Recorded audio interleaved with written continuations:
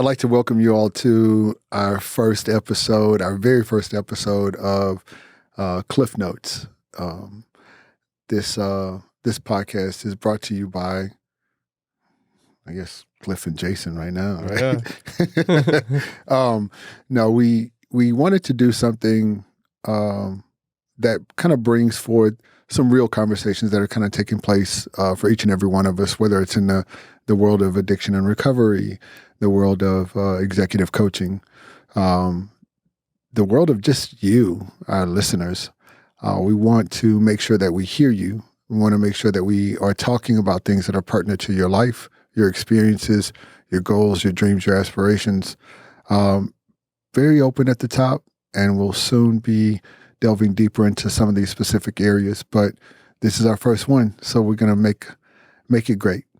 I'd like to welcome Jason to our show. And Jason, for the viewers, say your name properly because they're going to try and say it when they see it on the screen. Do you know what it is? Cabello. Yeah. Either way, Cabello.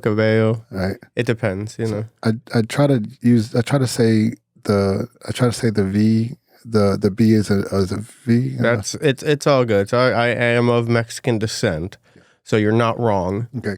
But I was raised by my Irish mother. Yes. Mostly, so you know, I say it with the two L's. Yeah. However, my grandmother would say it differently. And how would she say it? Cabello. Okay. All right. Does not come natural. Right. Yeah. I do not speak Spanish. So you say it like a gringo. I do say it like a gringo. Got you. People assume that I'm Italian. Yeah. I mean, realistically, when I first met you, that was kind of what I was thinking. Like, Yeah, okay, they definitely assume that the I'm dark Italian. features, the olive skin. They assume that I'm Irish by looking at me, Mm. Italian by hearing my last name, and then I tell them that I'm Mexican, and they're like, "What?" What? Oh my Yeah. God. So was expecting I am an enigma. Yeah, definitely. Well, I'm glad that we got a chance to actually have you on the very first show. As a matter of fact, credit where credit's due, Ian Jackson came up with the name, right? Shout out to Ian Jackson. And Recovery Unplugged. you challenged me. You said, Cliff, I think this is something that you could or should do. Should do. Yeah, right? So I felt should on, by the way. Yeah. This is something that you should do. And how do we make that happen? And here we are, first one, you speak something out loud, Jason, and all of a sudden I'm here. Yeah. What the hell? The power that you have. Well, it's the power that you have that I thought needed to be out there. You know, you're a great speaker, great energy. Obviously, anybody who gets hired to just go and talk to people to get them to feel better, because I've seen you, I've known you as a therapist. You are, part of my recovery process as one of my therapists. And then I've seen you grow into doing public speaking, motivational speaking a little bit too. Mm-hmm. And I think anybody who can do that, and here's the important thing, because tons of people can do it. Tons of people do it, but you just see through the bullshit on most people when they do it. And it's just like, okay, so you could be on when it's time to be on, but who are you off of when you're not doing that? Right. And there's not much difference between Clifton Fair, the persona, and Clifton Fair, the person who I have lunch with, which is why I honestly, and I mean this wholeheartedly, that's why I feel you should have a platform, because what you see is what you get with you. It's not a persona. It's not the camera comes on and you're like, oh, right. This is just, you do what you do, because I think helping people to feel better makes you feel better. Oh, yeah. And it shows. Oh, yeah. Thank you. Thank you for that. I was just thinking about how much money do I owe him now with everything that he said. Oh, I will give you the itemized bill at the end of this. The check's in the mail. Really appreciate that, man. I feel like the idea behind everything that you just said, or the person that I've become, really starts and ultimately ends with the people that have been supportive of both of us. Yeah. I don't believe that I could have grown to whatever place I am currently. And I say that because I don't even know. Sometimes I'm just kind of like existing, and vessel comes to word. You know, but I really believe it's because of the people that have touched my life, you know, and family, friends, and they continue to just rally around us in order for us to dig a little bit deeper into ourselves or try to uncover the next best thing, and that we can do in order to support everything that they believe we can, right? Or everything they believe we can become. So I thank you for that. That actually brings us to our topic today, and this is going to be a really loose connection, but our starting point. I was running this morning, and that's why I was late. Weren't running fast enough, right? Not at all. Not at all. Man, I swear, doing that run, I started cramping up real bad, and it wasn't my legs; it was my stomach. Right? The stomach started cramping up, and it's like, I don't know what to do with this. This is Austin. They don't tolerate that type of behavior. Right. So, sorry. Not sorry. So, I was running this morning. I was listening to my Nike running club. They do like the guided runs, and one of the participating coaches or guest coaches on the audio that I was listening to spoke about their starting point. And I just thought, like, that needs to be the first episode, right? We need to talk about starting points. And the next thing that came to mind after I took ownership of, okay, that's what we're going to be talking about today is my father saying to me, Klif, we all need comparatives, right? We all need to know where we've been and where we are today and where we want to go, right? Because that helps us remain grateful. That helps us capture some of those lessons that we've learned along the way, and it also helps us. It also helps to remind us that we've been through things already in order to take the necessary steps to go to where we want to go, or dare I say, grow to where we want to grow. And I got you, right? I got you now, so I get a chance to start, kind of digging into you a little bit. Yeah. When we talk about starting points, what like your starting line, right? What was that? Like, what was your starting line? Where was that? When was it? Starting line for the man that we see in front of us. So we're talking like am I starting to recovery? Am I starting to what? You're starting to actually becoming the person that you are today and you want to become for the future. Okay. What was that? So, I mean, I think a little backstory is fair. Yes, sir. Fair is fair. I from Chicago, grew up in North Miami Beach, Florida. Loving parents. Parents were mom and stepdad were in the music business, so was raised around a lot of really crazy stuff. A lot of, this is late 70s, early 80s, so lots of drugs in the picture. Drugs were in my universe as far back as I could remember, so there wasn't like some stigma about it. Like, I wasn't interested in doing them, but I really had no fear of them because they were always around. It was normalized. It was very normalized, right. And there were a lot of successful people doing them. Right. It wasn't the junkie under the bridge, which I did later become. It was, pretty high roller people, pretty successful people, pretty cool people. But you would imagine that if you're hanging around successful people, even though they're doing these things, you should become. Yeah, it's like don't do what we're doing, partying all night, driving around in limousines, getting flown around, and my mom worked for my godfather Doc McGee, who was managing like Bon Jovi and Motley Crue, and I'm in junior high school. I'm in 7th grade, and my mom's working for this, and they are giving me tickets, sending me Bentleys to like take my friends. Doc said like, take the senior girls with you, because I'm like in 7th grade, and he was like, get a bunch of senior girls to come with you to the show, and would like hook me up with this stuff. So it's not like I was like, oh, my parents' shit isn't cool, right? Like, but it all came to a crashing end, like my stepfather got sick, we lost everything.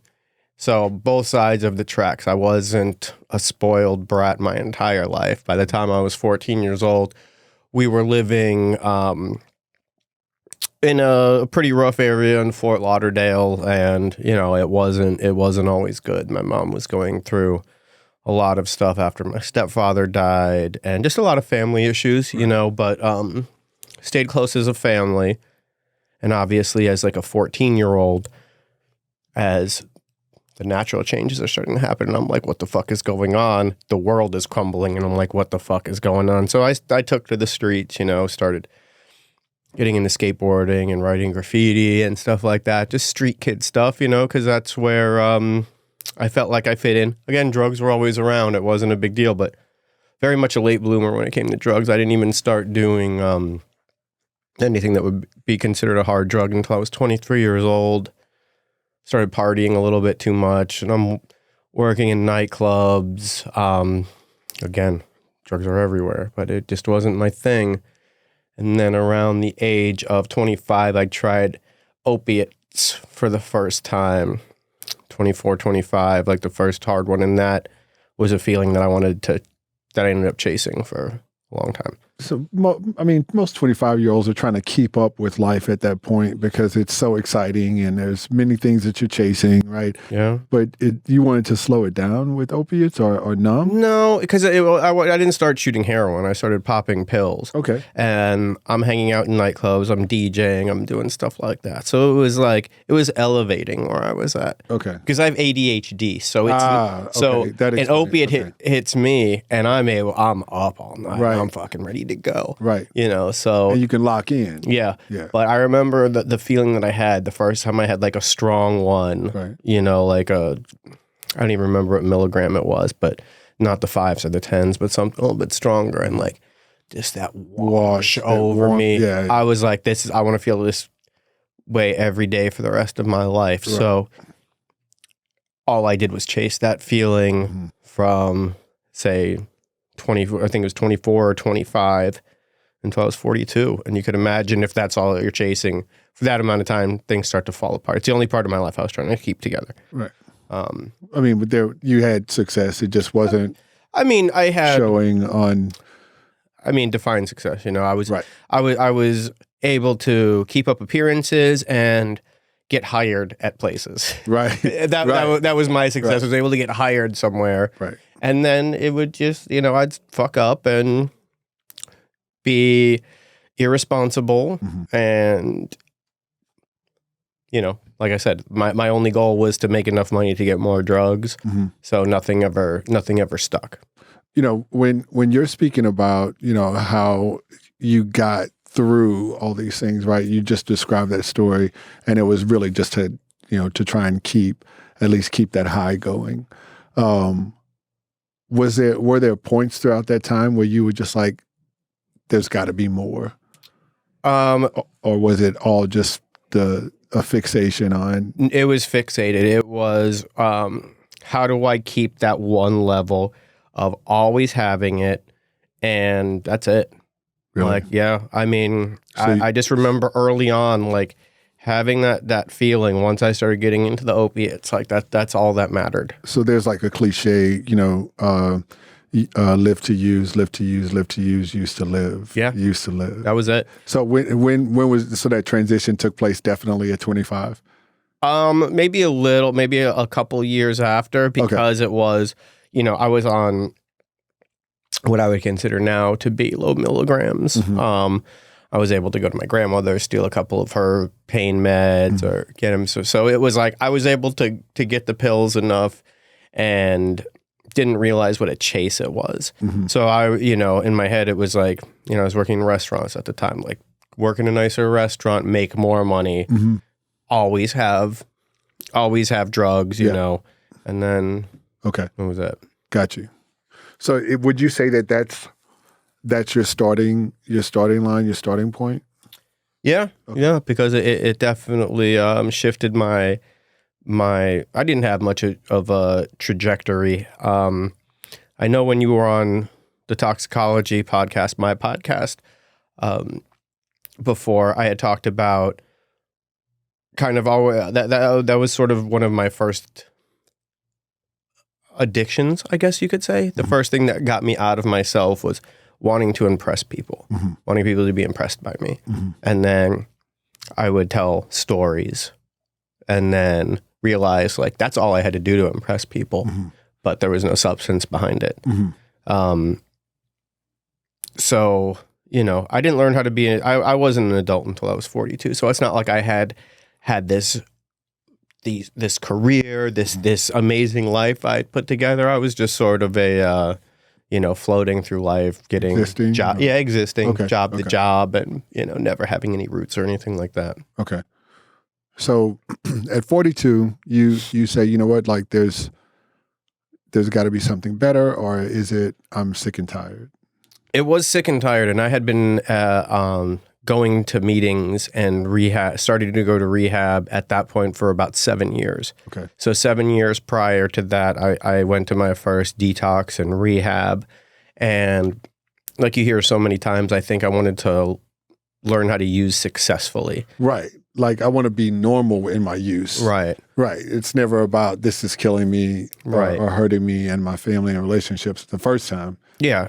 It's like, I'm just doing it wrong. And I would go to meetings, and I remember, you know, this guy like really trying to reach out to me and being like, "Hey, man, so what is it? You know, what's going on with you?" And I tell him, I was like, "Well, you know, I fucked up my life because of this and that." And he'd be like, "Well, you know, you should probably do this. This is how I did it." And I was like, "Yeah, that worked for you, but you don't understand, like Terminally unique. yeah, you don't understand. It's like this, it's like this." And just after about 5 minutes of me doing that, he looked at me and was like, "You know, you might be too smart for this program."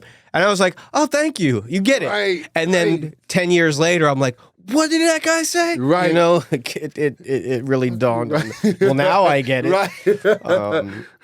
Damn, that was fast. He gave up on you in 5 minutes. I would have too. You're not ready. Yeah. You're not I mean, ready. there's only so many times you could butt somebody and not listen. That's true. That's true. There was a time that you did come to grips with the fact that you could do something different, like you could be more. Yeah, that was. Was that at 42? Like that? That was at 42. I mean, there has to have been like a haunting moment where you said, "Damn, I could have listened to myself." Or there was never a time that I went to treatment in the 20 times that I didn't have the hope that things were going to be different. But I kept on, and I had, this wasn't an original thought. I had heard somebody on a podcast, it was actually Jake the Snake Roberts, the wrestler, talk about his disease would let him go to treatment, sit at the front, do everything the therapist asked, do every bit of work they asked you to do, every suggestion they asked you to take, do it. Right. And then the second you hit the door to get out, that disease says that was a fucking great job. Let's get one more. Right. And then we'll start on this recovery thing. You high five that high monster as you walk out of the door. Your drug in charge is just like, "Hey, way to go. You did that. Get one Check more, that you box." deserve it. And then we'll get on to this recovery thing. Right. And that one more lasted 7 years. So wow. So this time, after going to Recovery Unplugged, sticking close with my sponsor, who had been my sponsor for a couple of years before, you know, me going in and out, but I always kept him close because he had what I wanted out of life.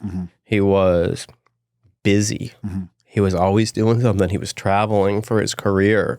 People respected him. And that was attractive to me. So, you know, I kept him close. And this time, you know, I say it often, I had asked for help 1,000,000 times. I had begged for help 1,000,000 times. I had prayed for help 1,000,000 times, but I never accepted it. So this time I just started accepting it and saying, "You know what? You've been through this and now things are working for you. What do I do?" I want to circle back because I feel like that's super poignant. And I think this is for all the listeners out there.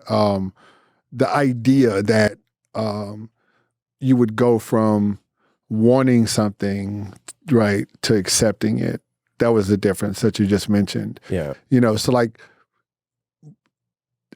can you put your finger on that shift?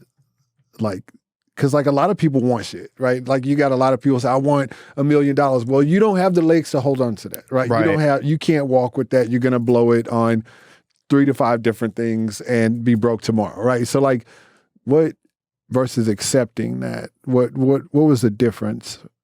So it's really hard to comprehend the 20 times that I went to treatment, all the 12-step meetings I would go to, because I would get more from the meetings than I would from, say, a therapist. Because before I went to Recovery Unplugged, the place that I went to 19 times, I had no real one-on-one time with my therapist. And it's not because these people weren't trying or didn't care. They just did not have the resources to spend the time. The system was broken. My first day in Recovery Unplugged, I spent more time with my therapist on a one-on-one than I did probably in a 30-day stay at my previous place. So, so that made me feel heard. Okay. But like I said, I was getting more from the meetings, and I would hear people talk. But hearing somebody with 5 years clean was just so unfathomable to me that it just seemed like a fairy tale. Okay. I didn't know how to get 1 day clean or 1 day on my own. I could stay clean inside a treatment or if I'm locked away somewhere. Right. But once I hit the streets, it's a different story because I'm on my own. I don't have any tools. I don't know how to use them. Right. I would rather listen to the voice in my head to say one more than to pick up and call someone and say, "Hey, I feel like getting high." Yeah. So that is that the want? Is that the want?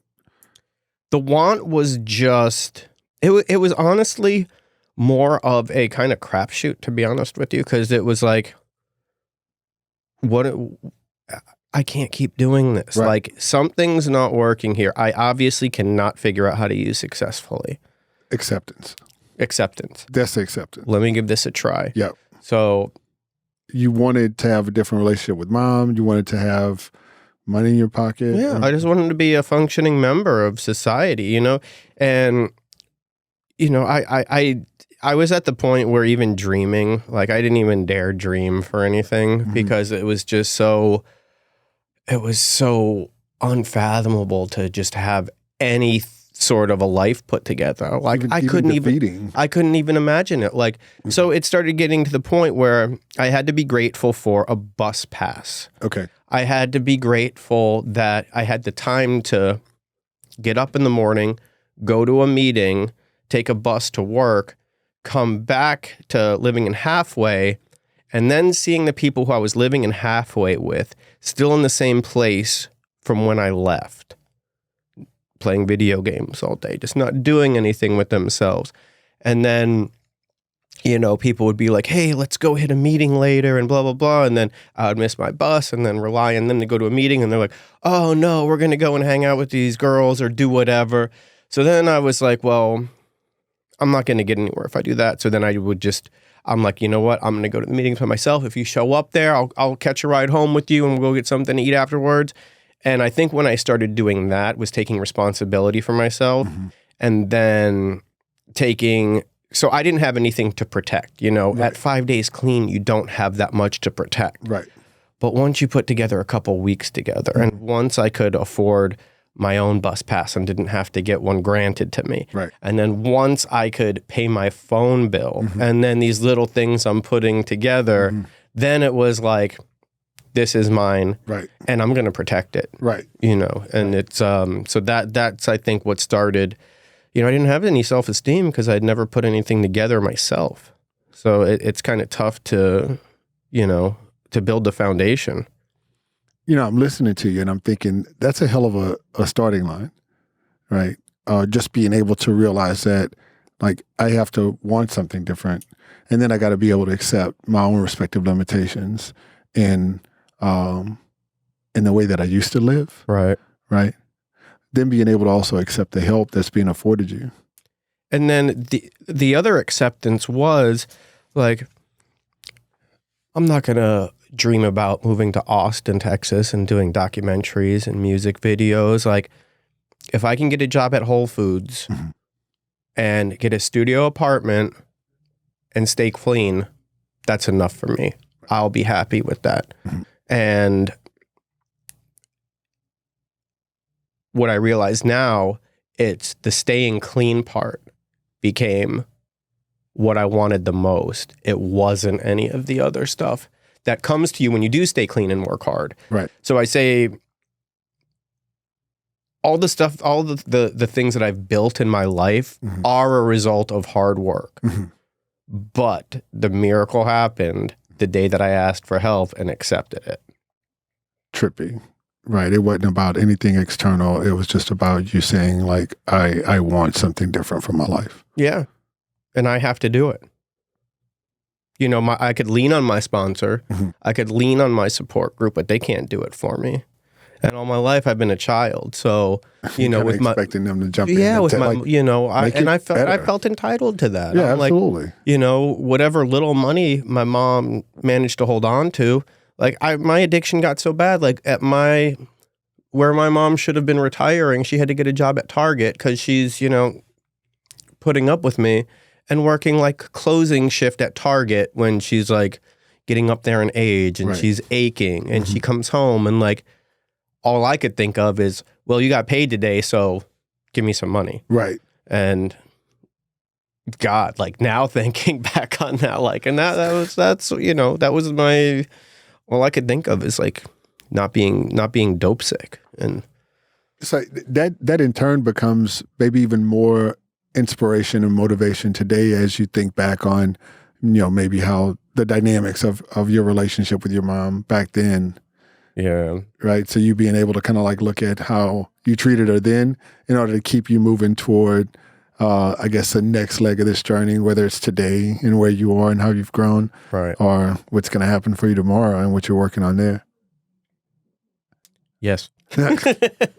You know, I'm listening to you, and Jason, I really want to get more involved in your story, and maybe we'll get a chance to kind of circle back. But I will say this: you being able to identify what your starting line is, compared to where you are now, which is where you are.